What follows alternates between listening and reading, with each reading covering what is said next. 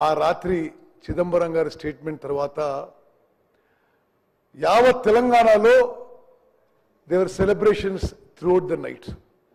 మరి ఆ ప్రకటనకి తెలంగాణ రాష్ట్ర ఏర్పాటుకి సోనియా గాంధీ గారికి ఈ రాష్ట్రం రాష్ట్ర ప్రజలు ఎప్పుడు కూడా కృతజ్ఞత ఉంటారని చెప్పి నేను మనవి చేస్తున్నాను.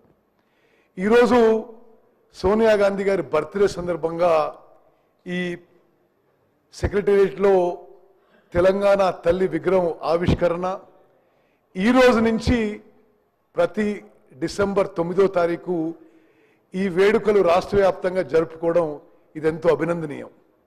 మరి నా సహచర మంత్రివర్యులు సూచించినట్టుగా రాష్ట్ర వ్యాప్తంగా జిల్లా కార్యాలయంలో తెలంగాణ తల్లి విగ్రహం ఏర్పాటు చేసుకొని ప్రతి 9th డిసెంబర్కి ఈ ఉత్సవాలు జరుపుకోవడం తెలంగాణ రాష్ట్ర చరిత్ర, అదేవిధంగా ఏ విధంగా తెలంగాణ ఏర్పడ్డదో ప్రతిసారి తెలంగాణ ప్రజలకు గుర్తు చేస్తున్నట్టుందని చెప్పి నేను మనవి చేస్తున్నాను. స్పీకర్ సార్, మీ ద్వారా సభకి తెలంగాణ ప్రజలకి నేను 2-3 అంశాలు ఈ సందర్భంగా గుర్తు చేయదలుచుకున్నా. ఈరోజు సోనియా గాంధీ గారి బర్త్డే సందర్భంగా వారి హయాంలో యూపీఏ చైర్పర్సన్గా కొన్ని చారిత్రాత్మక హిస్టారిక్ లెజిస్లేషన్స్ పాస్ అయినాయి. ఎన్ఆర్ఈజీ కానీ, ఫుడ్ సెక్యూరిటీ కానీ, రైట్ టు ఎడ్యుకేషన్ కానీ, రైట్ టు ఇన్ఫర్మేషన్ కానీ సోనియా గాంధీ గారి నాయకత్వంలోని నేషనల్ అడ్వైజరీ కౌన్సిల్ యొక్క సలహా మేరకు ఆ రోజు యూపీఏ ప్రభుత్వం చట్టాలు చేసిన విషయం ఒక్కసారి మనం ఈరోజు గుర్తుపెట్టుకోవాలి. తెలంగాణ విషయంలో కూడా నేను కొంత సంతృప్తిగా సెల్ఫ్ సాటిస్ఫాక్షన్తో మనవి చేస్తున్నాను. తెలంగాణ రాష్ట్ర ఏర్పాటులో ఎంత మినిస్క్యూల్ పర్సంటేజ్ అయినా నాది కూడా కొంత కీలక క్రియాశీలక పాత్ర ఉండడం అది నాకు జీవితాంతం సంతోషం చెప్పి నేను మనవి చేస్తున్నాను. 9 డిసెంబర్న చిదంబరం గారు ప్రకటన తర్వాత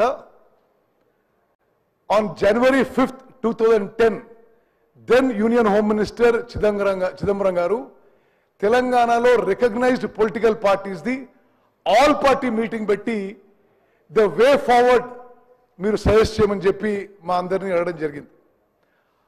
ఆ యొక్క కీలక సమావేశంలో తెలంగాణ కాంగ్రెస్ ప్రతినిధిగా మేము తెలంగాణ రాష్ట్రం ఎందుకు ఏర్పాటు చేయాలి, ఎందుకు అనివార్యం అని చాలా స్పష్టంగా చాలా అగ్రెసివ్గా మీటింగ్లో చెప్పడం జరిగింది.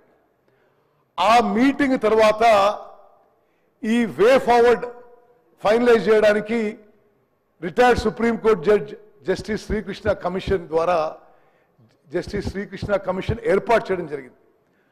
ఆ శ్రీకృష్ణ కమిషన్ కూడా మరి నేను నాయంబడి ఆ రోజు తెలంగాణ కాంగ్రెస్లో సీనియర్ లీడర్స్ అందరం కూడా పెద్ద ఎత్తున కొన్ని 100 పేజీల రిప్రజెంటేషన్ తయారు చేసి ఎందుకు తెలంగాణ రాష్ట్రం ఏర్పాటు చేయాలో మరి రిప్రజెంట్ చేయడం జరిగింది. ఈ శ్రీకృష్ణ కమిషన్ రిపోర్ట్ తర్వాత మళ్ళీ అంటే మొదటి ఆల్ పార్టీ మీటింగ్ చిదంబరం గారు హోల్డ్ చేసింది 5th జనవరి 2010.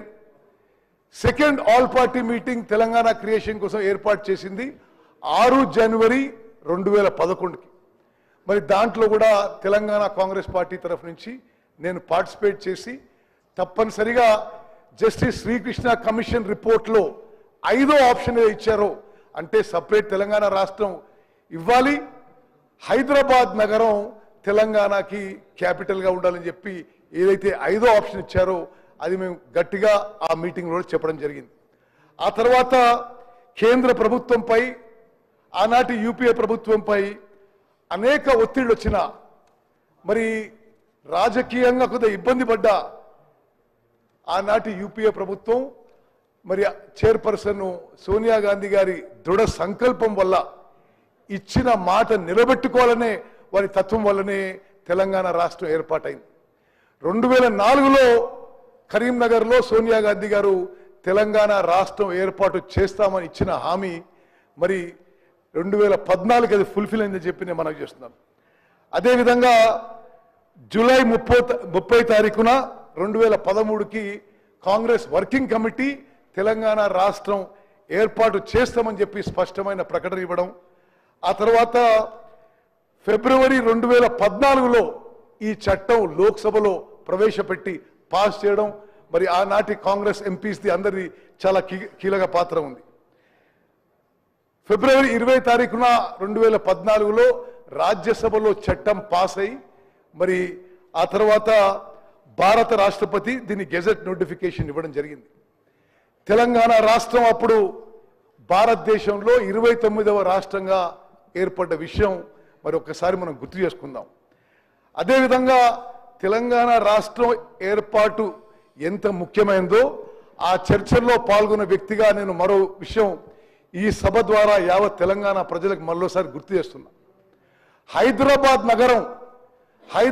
నగరం నుంచి వచ్చే రెవెన్యూ కేవలం తెలంగాణకి కేటాయించడం, అది సోనియా గాంధీ గారి ఘనత అనే విషయం యావత్ తెలంగాణ ప్రజలు గుర్తుపెట్టుకోవాలి. మరి ఈరోజు మనం సోనియా గాంధీ గారికి మరోమారు ధన్యవాదాలు తెలియజేస్తూ, తెలంగాణ రాష్ట్రం ఏర్పాటుకి కేవలం సోనియా గాంధీ గారి సింగులర్ కాంట్రిబ్యూషన్ విషయం ఎల్లప్పుడూ తెలంగాణ ప్రజలు గుర్తుపెట్టుకుంటారని మనవి చేస్తూ, మరి ముఖ్యమంత్రి గారు ప్రవేశపెట్టిన ప్రకటన, మరి ఈరోజు తెలంగాణ తల్లి అవతరణ దినోత్సవంగా ప్రకటన కూడా నేను మనస్ఫూర్తిగా స్వాగతిస్తూ అభినందిస్తున్నాను. జై హింద్. గౌరవ మంత్రివర్యులు